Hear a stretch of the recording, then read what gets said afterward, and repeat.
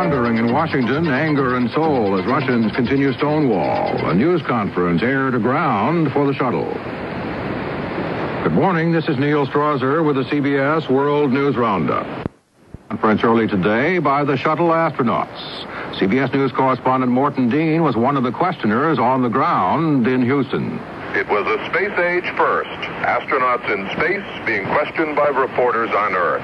They could hear us, and we could both hear and see them. Many of the questions were aimed at Guy Bluford, the first black American to fly in space. Bluford said his flight proves that the dream can be fulfilled.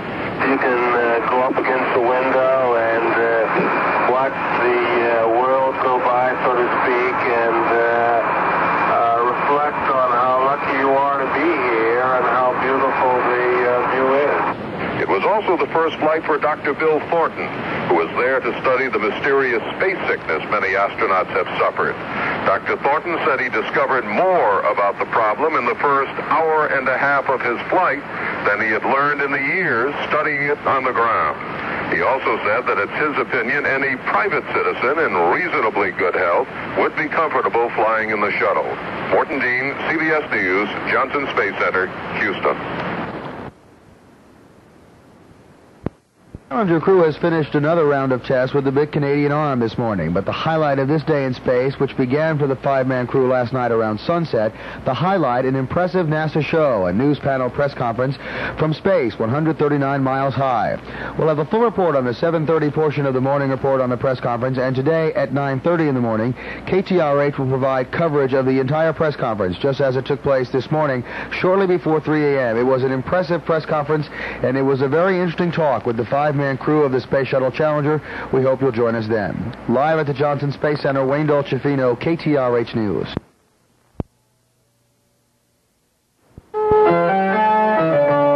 CBS News, this is Rob Armstrong.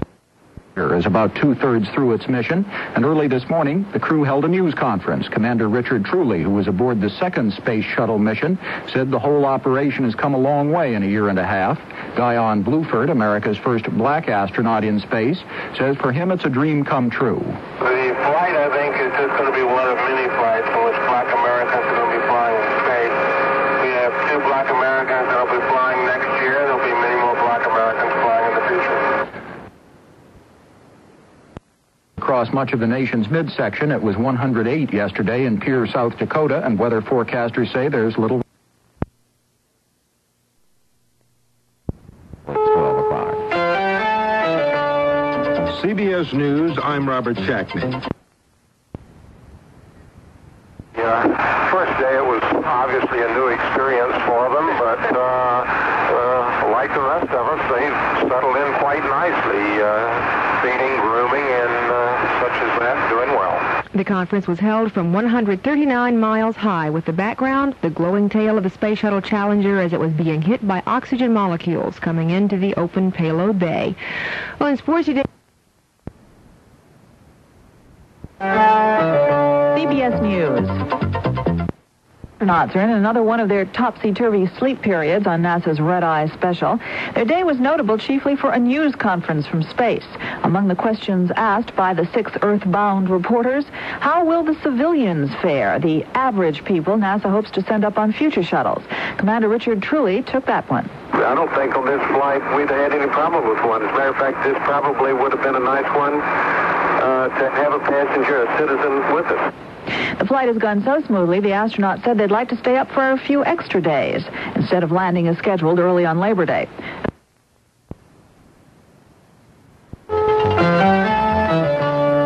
CBS News, I'm Mike Stanley. Weather prospects are real good for Challenger's unprecedented night landing early Monday at Edwards Air Force Base, California. The 5 Challenger crew members already are stowing much of the gear they used in the various experiments of this textbook perfect mission. First steps toward getting the craft shipshape for landing. CBS News is next. CBS News, I'm Neil Strasser. Begins during our night, fixed a bulky computer today, and are going about a final series of experiments and spacecraft checks, preparing for the landing, a nighttime first, early tomorrow. The shuttle is scheduled to touch down at Edwards Air Force Base in California at 12:39 a.m. Pacific time, and NASA officials say the weather outlook there so far is perfect. The shuttle crew is preparing to bring the Challenger to Earth in the first night landing ever attempted. KTRH's Wayne Dolcefino is with us now live from the Johnson Space Center for an update. Wayne? It's the last full day in space for the crew of Challenger, all looking healthy and happy, and although they're not really ready to come home, they're preparing to, getting ready to start packing up aboard there on the Space Shuttle Challenger. It's a landing that Commander Dick Truly had expressed some reservations about months ago, but now the commander says he's psyched up, ready to come. Dan and I have trained and tested and taken a look at the night landings and the night lighting systems for almost a year, and with the weather predictions that we've seen from Edwards, no, we're not concerned. We're looking forward to the landing, but I just soon postpone it 2 or 3 days and stay up here. Challenger's crew conducted a successful flight control system checkout last night. The number 3 auxiliary power unit, one of the hydraulic systems which has given NASA problems in the past. It's working like a charm, as everything else on board is. Live at the Johnson Space Center, Wayne Dolcefino, KTRH News.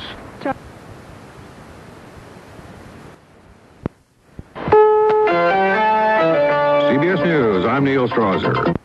They spent their day running final experiments and packing up in preparation for their return to Earth early tomorrow. David Dick has more from the Kennedy Space Center. The astronauts are in the final hours of their 6th day in space. It's the last full day before their nighttime landing early Monday at Edwards Air Force Base in California.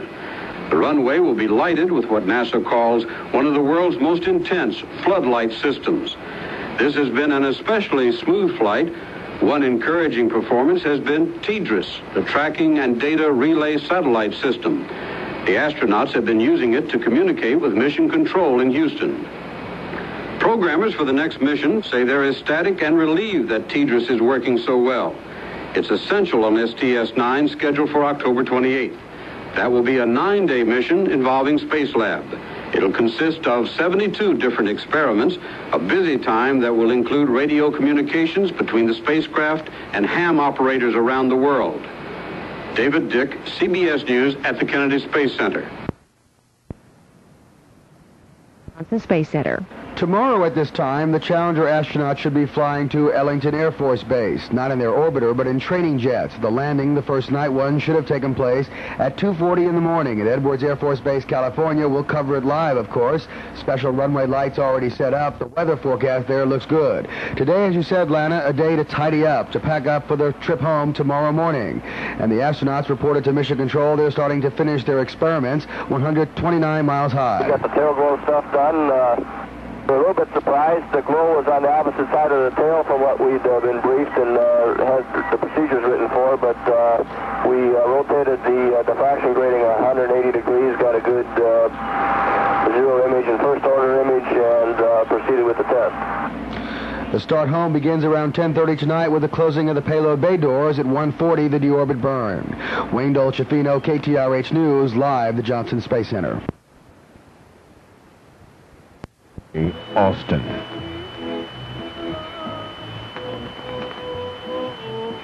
News, I'm Stephanie Shelton. Presidents have wrapped up business and gone to bed on this, their last day in space aboard the Challenger. Spencer Allen has more from the Kennedy Space Center. The last good night came from Capcom Anna Fisher at Mission Control.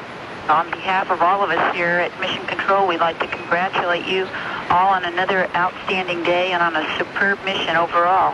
We'd like to tell you to get a good night's sleep, and we're all looking forward to the shuttle's first night landing tomorrow. Roger, Houston, and we'd like to say good night to the Crystal team, too. We've been working with you for a long time before the flight, and during the flight it's been our pleasure, and we're also looking forward to the night landing. So we'll see you tomorrow. Good night. Good night. Next event, wake-up time this evening, about 7½ hours before touchdown. Spencer Allen for CBS News, Kennedy Space Center.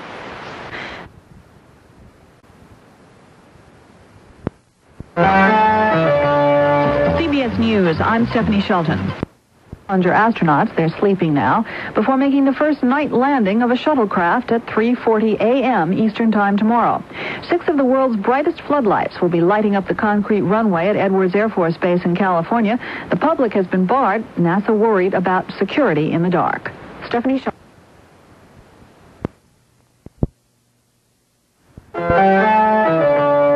CBS News, I'm Stephanie Shelton. The astronauts will be awakened, their flight through space almost over. The countdown to an overnight landing in California to begin. Spencer Allen has more from the Kennedy Space Center. The weather forecast and the time frame for landing at California's Edwards Air Force Base early Monday remain good. And mission control, in the restrained delivery of Flight Director Harold Drawn, is enthusiastic. This particular mission has been extremely successful. In fact, essentially 100%. And it's failure-wise, as far as what the orbiter has done, performance-wise, it has been the cleanest spacecraft that I believe that we've flown. It has had the fewest failures. That's my impression. It's had the fewest failures of any mission we've flown to date with the orbiter. In the final hours of the mission, there will be more checks for the tracking and data relay satellite, various housekeeping chores, then re-entry and touchdown, scheduled for 3:40 a.m. Eastern Daylight Time, Labor Day, after 98 orbits of the Earth. Spencer Allen for CBS News, Kennedy Space Center.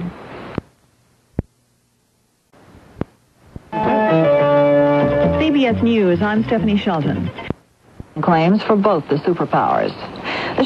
It's only a few hours of space flight left now before their nighttime touchdown on Earth. Spencer Allen is monitoring the space waves. The Challenger crew was awakened shortly after 8 o'clock tonight, Eastern Daylight Time, although Commander Dick Truly had been up about a half an hour earlier. The Marine Corps March was the wake-up music, then the first exchange between Capcom and the orbiter. Good morning, Challenger. Good morning. You've got everybody marching around up here.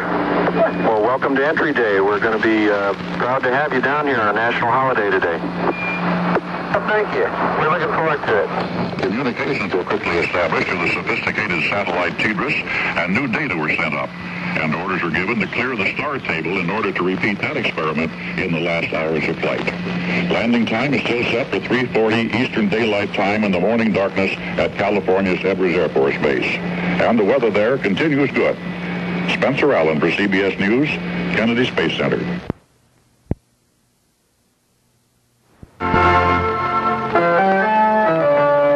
CBS News, I'm Carol Kozewski. Having perfect weather for the night landing in a few hours of the Space Shuttle Challenger. A desert runway at Edwards Air Force Base in California is being made ready for the descent, with the world's brightest floodlights illuminating the 3-mile strip. There is one problem reported on board the shuttle tonight with one of 3 navigational systems. But officials say the problem will not affect the landing because there's adequate backup for the troubled equipment.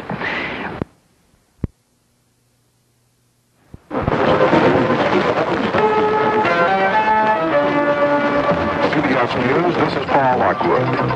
Space Shuttle have been up and about for some time, preparing for the first Starlight landing of the shuttle. David Dick has the latest from the Kennedy Space Center in Florida.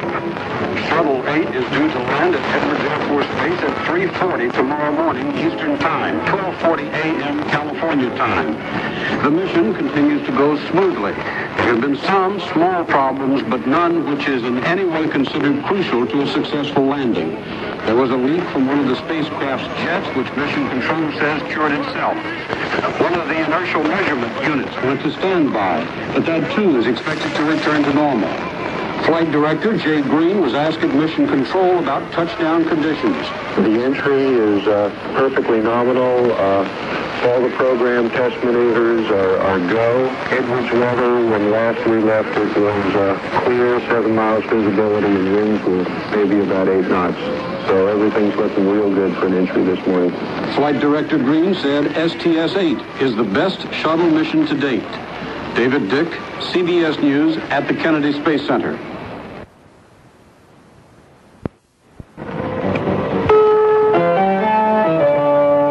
CBS CBS News, I'm Carol Pazewski. In just over 3.5 hours, the Space Shuttle Challenger is due home. Its 6-day mission completed. The 5-astronaut crew will land the shuttle in darkness on a brilliantly lighted field at California's Edwards Air Force Base.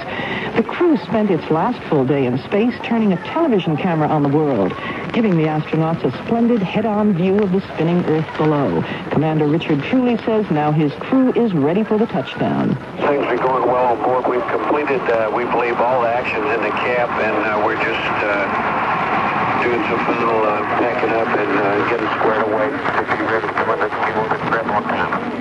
The Challenger returns home with not only the crew aboard, but also 6 live rats, a mountain of scientific data, and 260,000 collector's envelopes to be sold by the Postal Service. More news in a minute.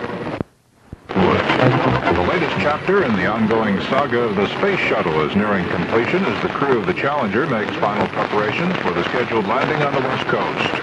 David Dick has a report from the Kennedy Space Center in Florida. With less than 3 hours to go now before touchdown of the Shuttle 8 spacecraft, all continues to go well. The astronauts have been performing their final chores, and all seems ready for the first nighttime landing scheduled for Edwards Air Force Base in California. Houston, Challenger, we got the payload bay doors closed. They closed with 2 motor times all around, and they looked about a straight as an arrow just before the starboard door came closed. Challenger will be coming in for the landing on paved runway 22 at Edwards, but the astronauts checked with Houston about the backup runway on the dry lake bed just in case. What is the status of lake bed 17 at Edwards? Roger, Richard, 17 is dry, usable, and in good shape. And the weather, says Mission Control, we've got some great weather waiting for you. David Dick, CBS News at the Kennedy Space Center. For people who don't know what's happening tonight at California's Edwards Air Force Base, the lights they see from a distance may lead them to believe the largest Labor Day sale ever is going on. Not true. I'm Dave Barrett. It is the illumination needed for the Space Shuttle touchdown, as our Vic Ratner tells us. The 3-mile-long runway will be lit up like a Christmas tree for the occasion, with a half-dozen huge searchlights turning the night into day, and banks of red and white approach lights guiding Commander Dick Truly to an easy touchdown. NASA rates this mission a 100% success so far. The only small problem today, a computer difficulty, was solved in under an hour. At Edwards, our Vic Ratner will be waiting as the shuttle and the 5-man crew arrives at 12:40 a.m. out west. The first nighttime landing of the big glider. About 1,000 VIPs will be on hand, but not the public. As NASA says, you wouldn't be able to see much till the Challenger is real close to the ground. So it'll be a sparse welcoming crowd on hand in a couple of hours. More news coming up. Space in California. Less than 20 minutes from now, west of Australia, Challenger will burn its orbital engines, decrease its velocity, committing itself to Earth on this side of the world. And here in the high desert, some powerful xenon lights are illuminating the primary runway number 22. The flight's been all but picture perfect, and David Dick's been following events at the Kennedy Space Center. David? Well, Reid, there have been a few minor problems, and we emphasize minor. There was a leak from one of the spacecraft's jets, but now that's gone away. A glitch with one of the computers, but that's been corrected. One of 3 components of the navigational system went to a standby condition, and that will have been corrected before touchdown. Everything is looking good, and Mission Control is calling this the best shuttle mission so far. It's raining here at the Cape right now, but I assume it's dry where you are, Reid. It is high and dry here, David, as it is almost all of the year, especially this time of the year. They've had no rain here for some time, although it was a fairly wet spring. 2,800 feet in altitude, high and dry with a high sky overhead. Robert Crippen's been flying the STS-8 trainer, and he says the communication should be good. He can see all the way to Los Angeles and all the way to Bakersfield as we await the arrival of Shuttle 8. This is Reid Collins, CBS News at Edwards Air Force Base in California. Houston. Ignition now 10 minutes away. We'll let the orbit burn, then we'll bring Challenger back to landing early morning hours at Edwards Air Force Base.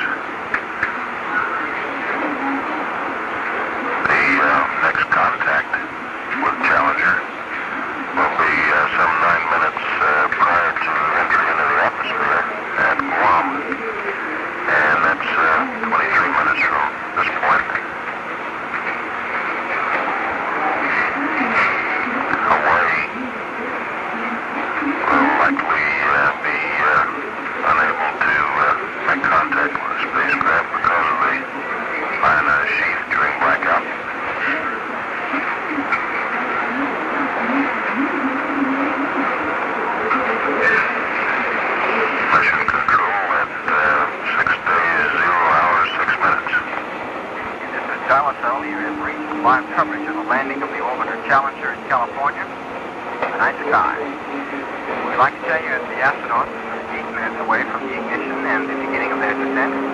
They're maneuvering the orbiter for the pre-burn maneuver at the moment. Then their deorbit maneuver will line up the spacecraft's rear flying position so that the orbiter nose is facing its flight path for the first time. The spacecraft will eject into orbit. The orbiter will be moving to the northeast of Australia.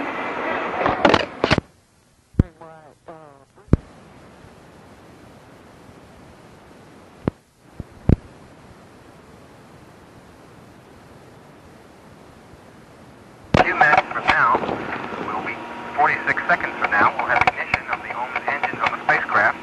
We'll be standing by for mission control. Once those engines are fired for a few seconds, this mission is over and the crew must descend. Challenger will cross the Indian Ocean. The flight is coming to an end. 30 seconds for OMS ignition. Standing by for mission control. This is dial-a-shuttle. You are listening to live coverage of the landing of STS-8.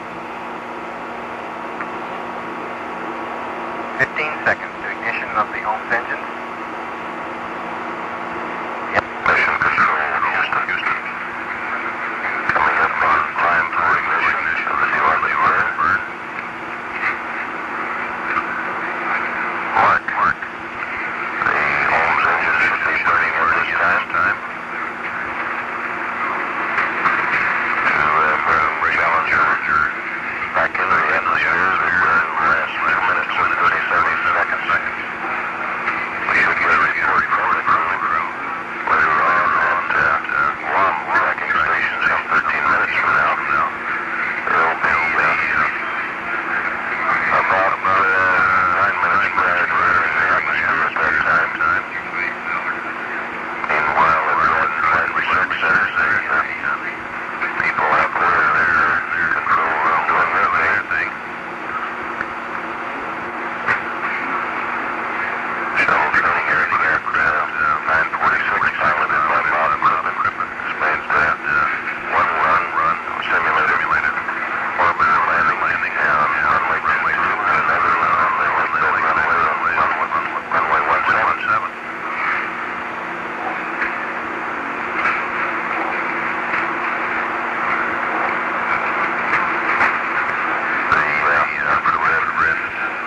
Imaging system shown earlier, tracking the shuttle training aircraft will be used as the orbiter approaches and lands right.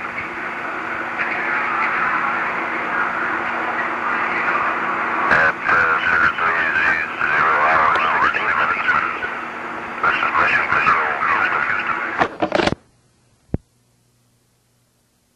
News covers the world at 2 a.m.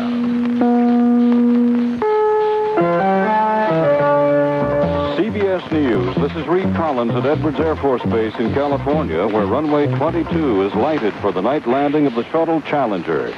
If all went well, the astronauts have deorbited and they are now falling toward the atmosphere over the Pacific.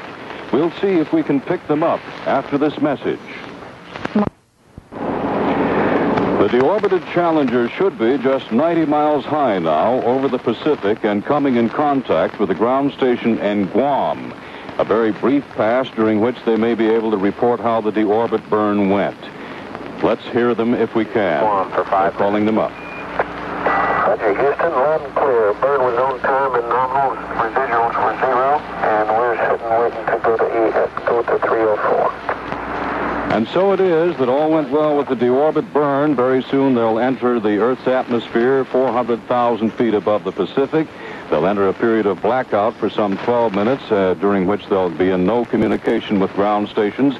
And then they'll come streaking over the coastline of Santa Barbara, California, on their way here to Edwards Air Force Base within the next 38 minutes. More news now, and my colleague in New York, Paul Lockwood.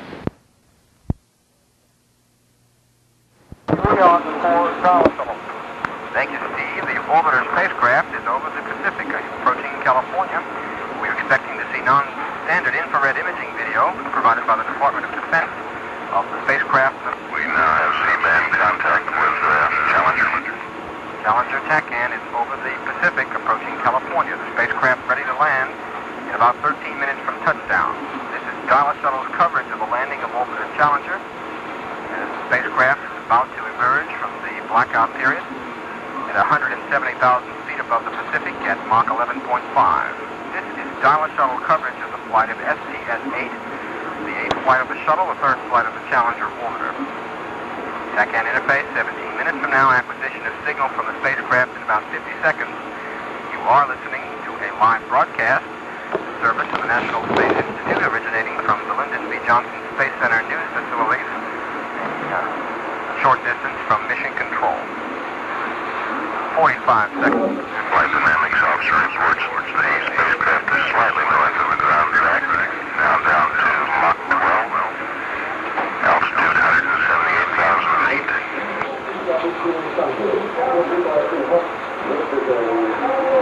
Challenger, Houston, configure the area. Roger, Houston, loud and clear. That's the out. You're loud and clear also. Energy contract is now all go. Roger that. Challenger has emerged from re-entry. It is 12 minutes. Coming through Mach 11 at 250,000 feet. Roger that.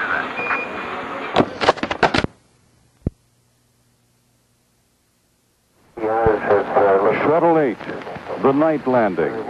This is Reid Collins, CBS News, on the lake bed at Edwards Air Force Base in California, where within 10 minutes we expect to see the Challenger arriving in a field of light on runway 22. Runway 22, which is lighted by xenon arc lights, some 800,000 candle power apiece, 6 lights lighting up the concrete runway which extends from the lake bed and which then has more lake bed beyond that. Lots of margin for error. The astronauts aboard the Challenger have deorbited successfully. They are now streaking toward the coast of California. In a couple of minutes, they will enter the coastline over Santa Barbara, about 114,000 feet high. We'll follow them in here tonight at Edwards Air Force Base after this message. Many companies will fire a manager who is caught moonlighting. But according to a recent article in the Wall Street Journal, more executives are taking a second job anyway. Some call it a career strategy for survival. If information like this is important to you, have a pencil ready for an offer from the Journal that will help keep you informed of everything happening in business that could affect your future, your family's future, and your company's future. Other Journal articles revealed how growth without controls can be harmful for a small business, why U.S. automakers still trail the Japanese in their ability to make cheaper, better cars, and how you can save money at some supermarkets when you buy food in bulk. The Wall Street Journal. It's all the business news you need when you need it. Right now, you can still get 6 months of the Journal for $47. That's $47 for 6 months of the Journal, just 37 cents a day. So if you're serious about business, put the Wall Street Journal to work for you. Call toll-free in the continental U.S. 800-228-6600. That's 800-228-6600. Except in Nebraska. You'll be billed later. Here on the high plateau, which is the Mojave Desert and which is Edwards Air Force Base and the Dryden Test Flight Center, an eerie silence is all that can be heard. Not a bird is stirring. Hardly the air dare move as runway 22 stands glaring out there across us on the desert lake bed. The night has bushels full of stars cast about it, and they're approaching the coast of Santa Barbara. We expect to go aloft now, and let's see if we can bring in some of the crew sounds. They were a little high. They were a little bit hot in their energy management. We'll find out if they can dampen that out in the roll reverse. 4,600 feet per second. Still traveling well past the speed of sound. That was the voice of Terry White at Mission Control in Houston, Texas, where this flight is data probes are out on the spacecraft, now down to 110,000 feet in altitude.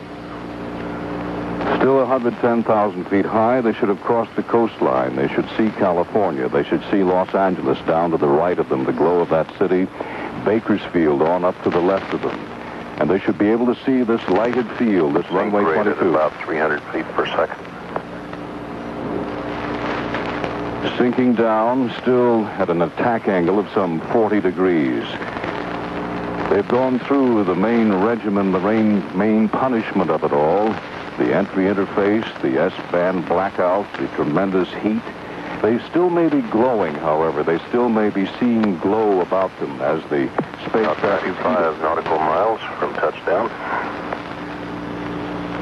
It is a scant 8 minutes from the time they reach the coastline until the time they'll make 5,000 feet altitude. The air data looks good on board. We hear the readout on board. The air data looks good to them. The computers are reading out. Challenger, take air data.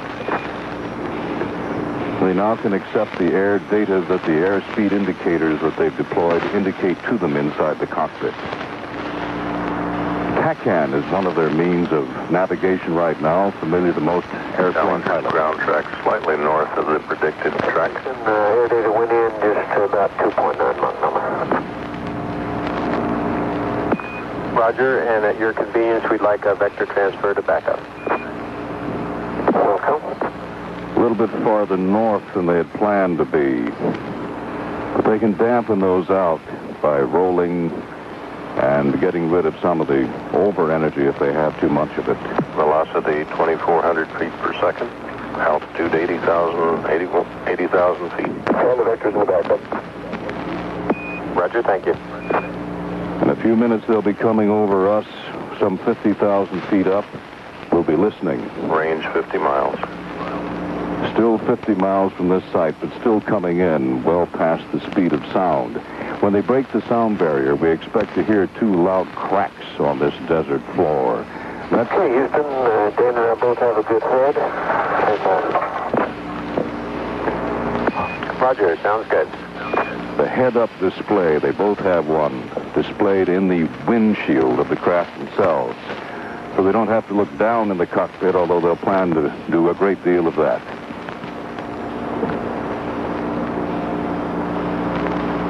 Scarce 4.5 minutes from scheduled landing. Coming through 70,000 feet in altitude, velocity 1631 feet per second. Sync rate 284 feet per second. Truly will describe a wide arc, a circle, the heading alignment circle, an imaginary circle.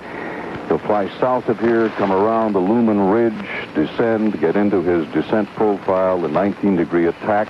Then he'll flare it out over the lights that we see. Houston, I got new surface wind and altimeter. Surface winds 190 at 5.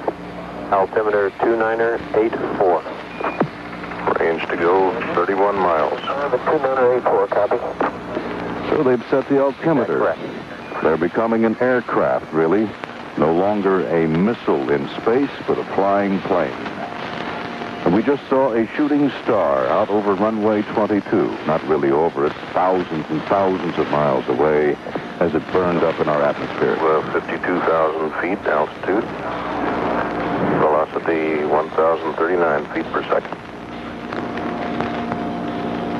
We're looking for her up there. She may be glowing. Range 25 nautical miles to acquisition of the heading alignment circle. And we may see some of the yaw thrusters, which still are activated, perhaps pulsing. The spacecraft has no running. 5,000 feet. We're listening for the sound barrier cracks.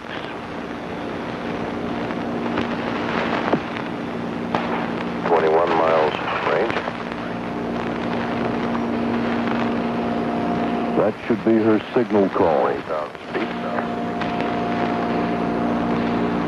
Two loud reports. We have them now. That's her call sign. She's coming in. Down through 40,000. Now subsonic. Where is she up there? We can't see a thing, save bushels full of stars. But we know she's there. On the alignment circle, he should come out. Now has intersected the heading alignment circle. Altitude 31,000 feet. Out past this now, describing that wide circle.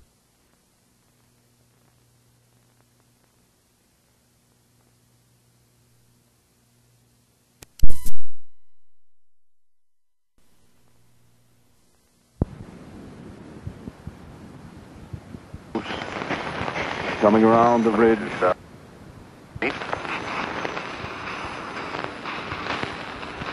9 miles range.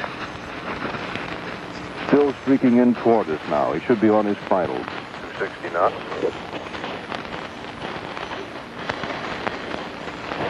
He makes the 202-degree circle around that circle. 18,000 feet. He makes a 202-degree circle around that circle. 18,000 feet.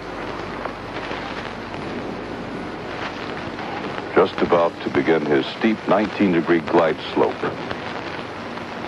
Looking at some red and white lights. Okay, Houston, the lights look real pretty. Good, he's got them. 265 knots. Looking good. 15,000. Happy lights, the precise approach indicating lights should put him on the 19 degrees. Then he'll flare out, putting the white ball on the red line. The infrared imaging system picking up the orbiter. And the infrared cameras can now see a white ghost approaching. 600 feet. Naked eye can't see it yet, but infrared photography can. Still coming down toward us, toward those photography cans. On his final approach. Still coming down toward us, toward those lights. Looking good on final. On his final approach. 7,000 feet. At 2,000, he'll flare out. Miles. Just beyond those lights. We should 90 knots. We should see him when he first gets into the lights. Then he will have done his pre-flare. He'll be gliding across that runway. 4,100 feet, 285 knots, 3 miles. Truly flying, Brandenstein helping. We hear the sound of it now. We hear the hum of it. A silent fall that now begins to hum. And Airspeed 300 knots. He wants to get it a little less than that. The gear is down. 1 mile. Gear down early. Into his pre-flare now. We should see him over the runway. Coming down a little bit hotter. And there he is. We see him in the lights. We have touchdown. He should be nosing over now. And we mark touchdown at 8 minutes, 40 seconds. So he's down. Took a little longer than people thought. Well, just about 8:40. I guess that's about what NASA had estimated, within a second or two. Now rolling out down toward the other end of runway 22. Just about the optimum place where a runway 22 touchdown calls for. Perhaps a little hotter. Not too much, though, but we didn't see much of him with the naked eye in the lights because they are depressed. They want to light the runway. They want to make sure they don't light the cockpit, which they did not do. No communication from the craft now. Well over on its nose and almost to a stop. Houston, give the commander an OK-3. Houston, counter to stop. An OK-3, you know what that is? An OK-3 is a three-wire landing on an aircraft carrier. You want to hit the third wire. So they gave him an OK-3, which is just precisely right. They're down, they're safe, and they've made the night landing. I'll tell you. Ends the 6-day flight of STS-8 with Orbiter Challenger. That's the voice of Terry White. And the 6-day flight is over. It is not much of a scene to the naked eye. I have to tell you here, you can hardly see anything. You can begin to hear the hum of it as it comes down, silently, engineless, lightless, just into the cone of lights that light the runway, and he's being welcomed home. A laconic crew, actually, not saying very much of anything, because this was routine in a way, if you like, night carrier landings. Let's listen to the voices.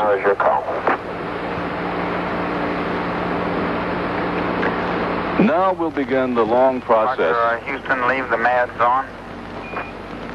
Wilco, John.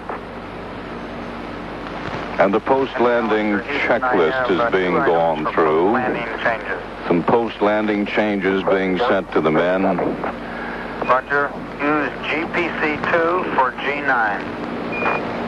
So they're reconfiguring the computer system and some of the things that they had fiddled with in flight. They had very, very few serious problems of any kind. There's one that isn't mentioned very often. It is the waste management system.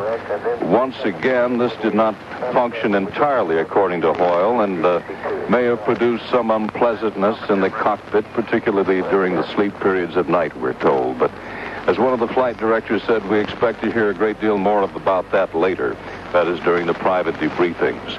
There's going to be a ceremony here. There are several VIPs invited to watch this, and then the astronauts will finally make an appearance.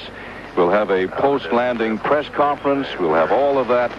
But the essential is we have had the first in manned space flight, the first night landing by a craft that is capable of flight and is capable of orbiting the Earth so many times, so many millions of times, and yet settling down onto this desert lake bed with the precision of a pterodactyl, or whatever those things were, and you might think that that was something prehistoric coming in on this rather prehistoric evening. Quiet, silent, almost airless, almost windless here in this high desert in California. This has been the flight of Shuttle 8, the night landing, successful. I'm Reid Collins, CBS News at Edwards Air Force Base in California. Radio 78, WBBM, Chicago. CBS News. If a Navy pilot grabs the third wire in a carrier landing, he gets an OK-3. Houston, give the commander an OK-3. Houston, counter to stop. Roger, copy. Welcome back. Great show. This is Reid Collins at Edwards Air Force Base in California, where 20 minutes ago the Shuttle Challenger made a perfect touchdown on the lighted runway 22 and rolled to a safe stop. The Challenger has made a successful first night landing, and at the moment the crew is going through the post-flight safing of the ship preparatory to getting out of it. We'll have more news with Carol Przewski after this message. Their medical checks finished, the crew is now addressing a welcome home crowd at the Dryden Flight Research Center. America's first black astronaut, Guy Bluford, now taking the podium.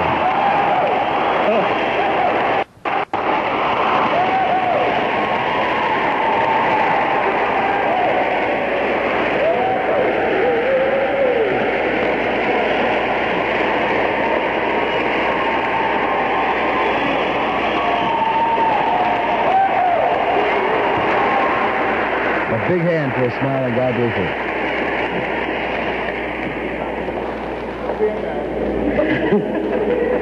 I'm really humbled tonight to see as many people out here at 4 o'clock in the morning to welcome us back. It really is a fabulous experience flying the shuttle, and I was very much amazed and still am amazed at the capability of that vehicle, and I think as Dan brought out, I feel very proud to be a member of the team, and the team being the NASA team, the Air Force team, the contractor teams that put the vehicle together and keep it going.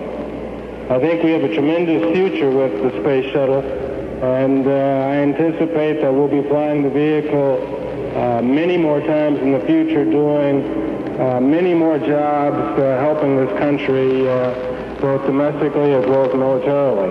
Once again, I'm very happy to be here. I really appreciate the welcome, particularly at 4 o'clock in the morning. I'm surprised that there are that many people out here. And thank you very much for being here. The astronauts addressing the crowd at the Dryden Flight Research Center in California. The toboggan ride home began 139 miles in space, the big orbital maneuvering engines firing for 2 minutes. Challenger dropping to the atmosphere. The tracking satellite didn't work, but radar picked Challenger up coming over the California coast, and it was a beautiful shadow looming over runway 22 at Edwards Air Force Base in California at 2:40 this morning. Of course, the Challenger crew returns home to Houston this morning. They'll arrive about 10 a.m., and the welcome home ceremonies will be here at the Johnson Space Center. Of course, the public is welcome indeed. The only problem to report this morning is with the Indian government satellite INSAT, which solar array did not deploy this morning as scheduled. Hopefully they're going to try to get that out this morning. Live at the Johnson Space Center, Wayne Dolcefino, KTRH News.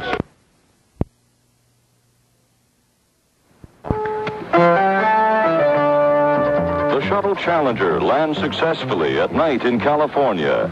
American Marines are wounded in continued fighting in Beirut. Good morning. This is Reid Collins with the CBS World News Roundup, reporting from Edwards Air Force Base in California. The shuttle Challenger dropped through a star-filled night and landed within 300 feet of the planned touchdown point on floodlit runway 22. There were congratulations galore, and Commander Truly was ready to go again. Had a real great landing record. Shoot, that was fun. Let's go do it again. A sizable crowd, many black elected officials invited as special guests of NASA, waited for hours for the astronauts to appear. Colonel Guyan Bluford, the first American black in space, got a standing ovation.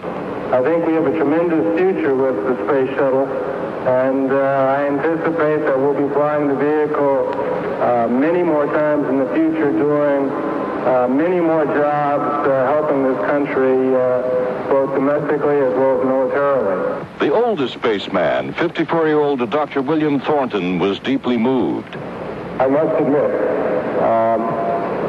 I know of no point in life that will probably ever reach this, and you have certainly completed this experience, and thank you very much. The 8th shuttle mission is described by NASA officials as the most trouble-free yet, and number 9 is scheduled for October, but not another night launch until shuttle number 15. This is Reid Collins at Edwards Air Force Base, and now more news and Doug Poling in New York.